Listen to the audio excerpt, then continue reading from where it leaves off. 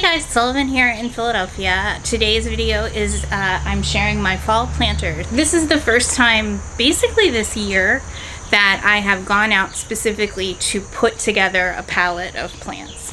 It's obviously a very strange year for everybody, but most of my gardening this year is with a lot of flowers that I had ordered in the winter that delivered as bare roots or tubers or corms and bulbs and things like that.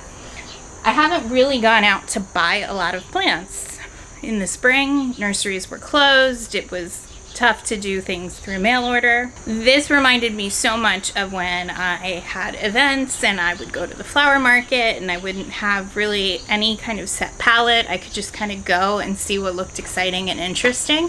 So we'll get closer and I'll show you how I put these together, because they actually contain a lot of perennials, which was a different experience definitely than in the spring. There were fewer annuals available. So there are bees absolutely everywhere here, which is also really nice. I don't normally see a lot of bees on my planter selection plants. I don't know that they're necessarily always pollinator friendly, but basically what happened was my husband Tim and I decided to go out and do a lap. I have a list of nurseries that I keep in Google Maps so I can kind of see what I'm near, and I try to hit like 2 or 3 of them at a time. And I said, okay, you know, it's time to refresh the planters. In the spring, I tried a couple different things. I wasn't really sure of the light conditions up here with the planter tower, but I knew that I had the flexibility to kind of take pots away if I needed to, or shift things around in case I couldn't find enough stuff. And I gotta say, at the first couple nurseries we went to, I wasn't sure I was gonna find anything. And we're trying not to buy too many plants because even though I'm still putting in beds and getting things ready for winter, I still have a ton of stuff to plant before it gets really cold. I have tons of bulbs that I had, again, ordered right before Rona hit.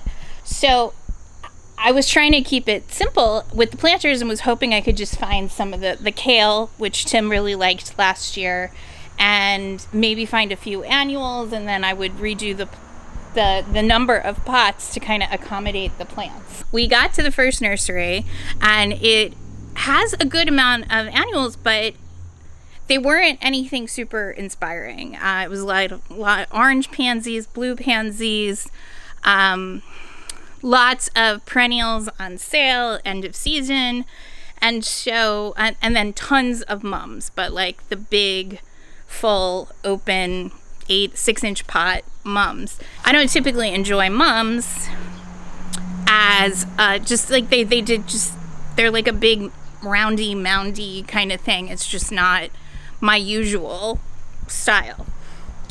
So we're wandering around, and you know, lots of plants are marked down, and Tim, my husband, loves lavender, and he's very interested in pollinator friendly plants.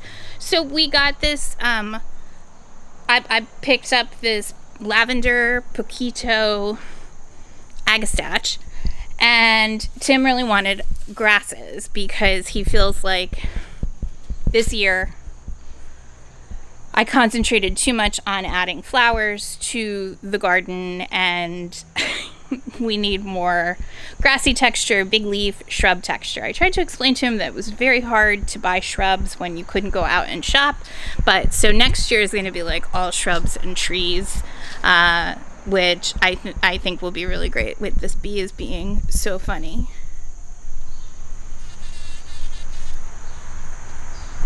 He looked like he was doing like the backstroke. All right, so let me sit down.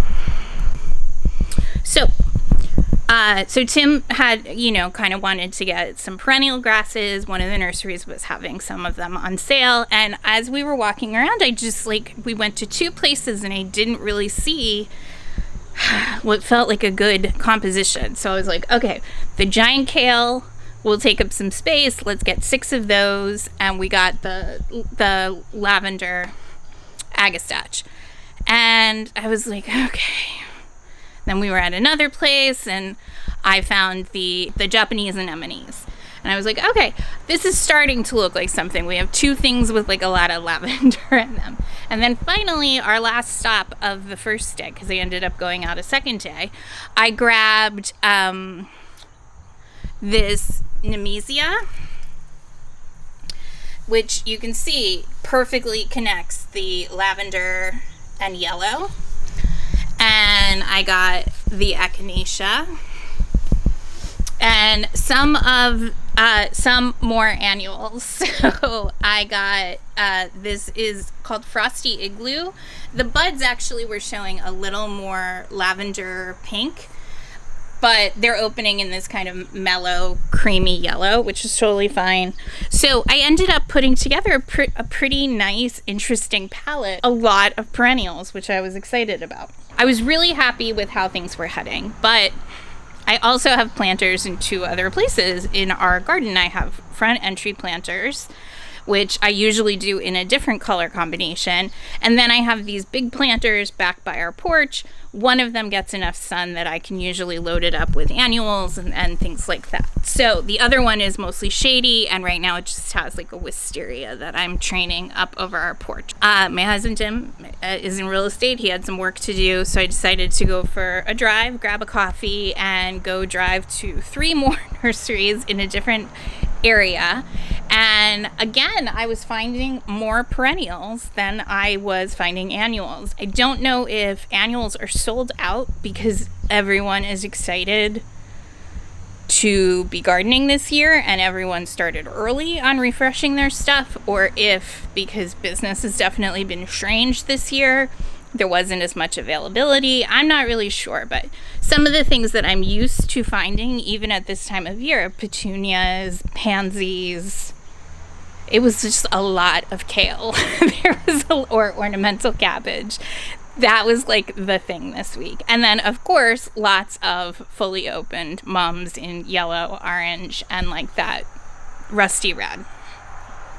And they would have been fine. The rusty red or the cream or even the lavender would have been pretty with it, but they would have taken up an entire pot. So I ended up finding this Caryopteris.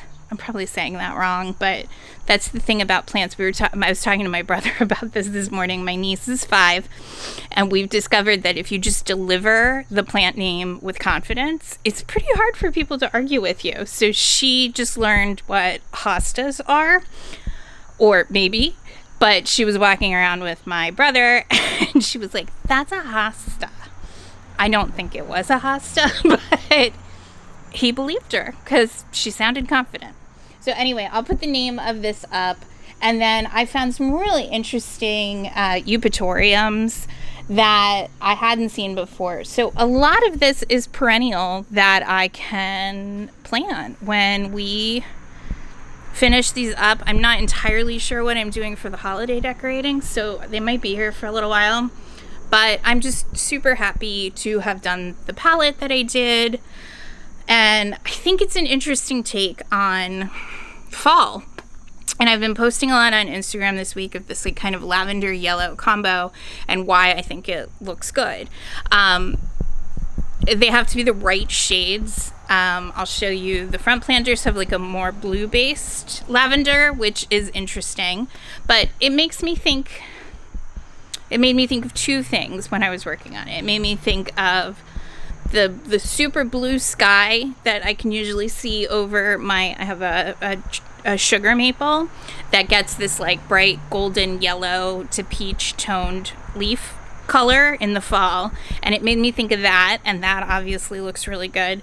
And then it also feels just like a little bit of summer meets fall without feeling too traditional. It's not that I think there's anything wrong with traditional colors for fall. I am planning to go get some pumpkins. I would like to get some pale yellow and pale orange because I think they would be pretty, but I think traditional orange would look good. I mean, you can see it in the echinacea. That bright orange will still be pretty with all of this. I just think when I look at gardening online, I just want to see people trying more interesting combinations. That, to me, is what made my kind of generation of florists, when we all started working, which really coincided with the start of Instagram, we got attention for work because we were doing things that people hadn't seen. And I think with the focus on gardening now and the focus on everybody wanting their homes to be beautiful and making their spaces feel like theirs, I want to see people that have this platform to reach people, to encourage people to try something new and different. Like, that's how this stuff changes. That's how growers choose to introduce new things. That's how, we designers pushed the markets to bring back local product. And we're going to have to do that again, because there are going to be some growers that don't make it through this year. And, but we as both consumers and those of us that design and have a platform to speak to people, we have the ability to kind of make suggestions and push the growers to develop new things and not necessarily just take what we're given. So I guess this was really an exercise in, like, I didn't want to accept that the only plants available for fall were ornamental kale and mums. And it was worth the effort. The bees are so obsessed with these. It's really kind of fun. It was worth the time to drive around and, be outside on a nice early fall day and look for things that made me excited and made me happy. And sometimes after, like, a big plant hunt, I'm not excited to put things together, but I actually immediately came home and started sorting through everything. I had kind of, you can see in this footage, I had laid out what I had already got before I went and did day 2, and then piled up day 2, and then sort of divided what would go where. And it was fun. I was talking to a friend yesterday about how this made me kind of feel like I still love to design. So much of my gardening this year has been just new beds and removing weeds and getting the infrastructure with the irrigation and things like that in place. And it hasn't felt super creative yet. And I know that might sound weird, because I've done some really beautiful projects and I'm certainly happy with everything that I've been growing and designing this year, but it didn't really feel like I could start to see a color palette come together. And this just kind of gave me that feeling. It's sort of hard to explain my process or how I can look at things and know what I already bought and know how things are going to look together. It just sort of comes from really studying color and texture and how things play. And it's not like this is a brand new color story for me. I'll show you 2 of the beds that I'm planning on that are in progress. The whole fence line bed is in progress. And I'm also redoing in front of my office. And I do really think a lot about what looks good in front of this paint color. But I love the lavender and golden yellow so much. I think I've said this like 18 times on the channel. I don't love like sunflower, daffodil, like bright yellow.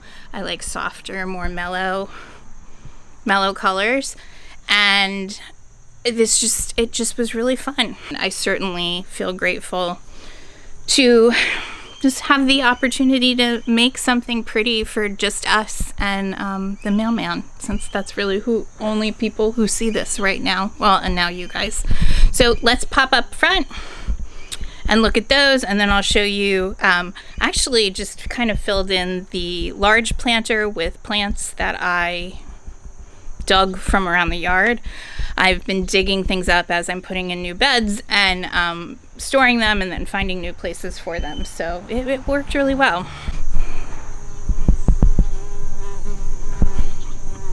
I was hoping the bee would do the ending for me. All right, guys, thank you so much for watching. I hope you enjoyed taking a look at the planters and hearing a little bit about my process for how I kind of put a palette together.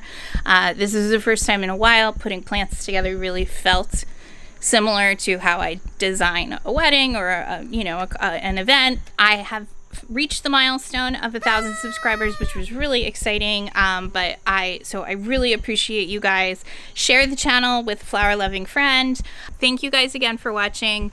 Come on over to Instagram at Sullivan_Owen. You can see flower arrangements that I'm making from my garden. And yeah, thank you again for watching, and I will see you guys soon.